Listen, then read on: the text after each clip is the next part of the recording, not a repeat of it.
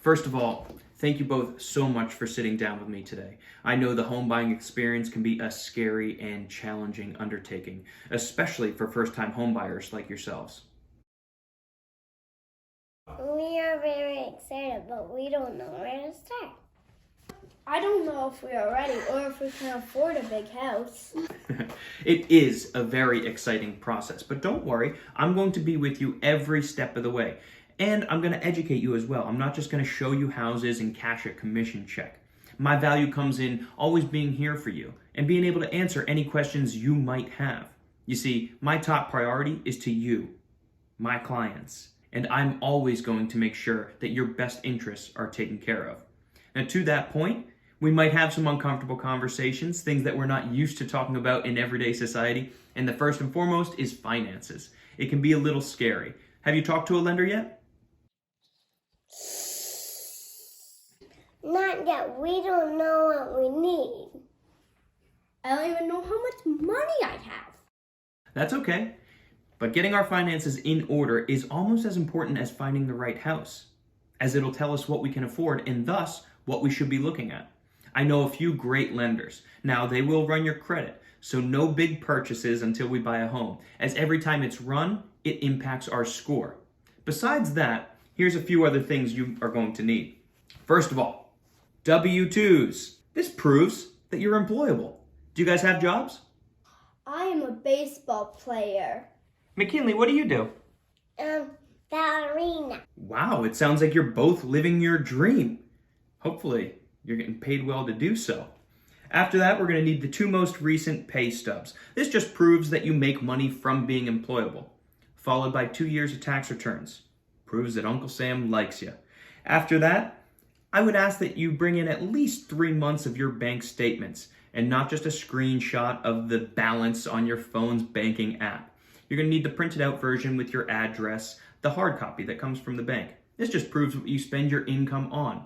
After that, those are the most important ones, but after that, we get into assets and liabilities. If you have any credit card debt or a retirement fund, bring all those things with you. I know, it's a lot to take in, but all that information just helps the lender draw a picture of who you are and gets us pre-qualified. This is the loan amount the bank is willing to give us and guides us towards the types of homes we should be looking at, what we can afford. A pre-qualification letter lets sellers know that you are a serious potential buyer and not just two kids playing house. When do we have to look at homes? I want to pour in a hot tub. For the kids. As soon as we have that approval from the lender, we can start looking at houses. And knowing what you want is great, but this is a process of elimination and less a process of selection. So knowing what you don't want is even more helpful.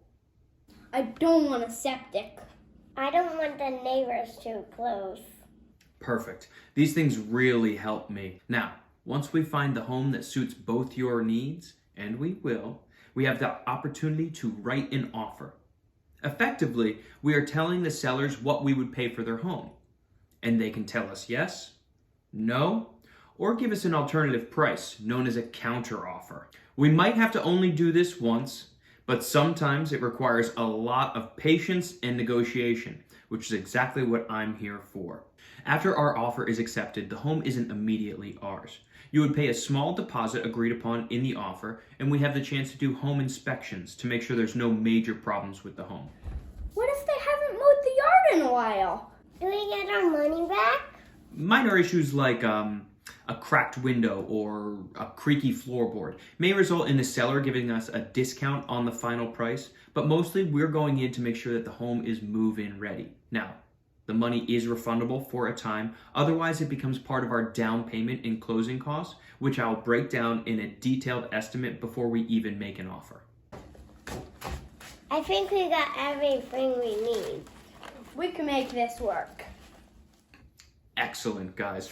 Let's sign your buyer agreement, and remember, if you have any friends or family looking to buy or sell a home, Have them call Patrick O'Neil.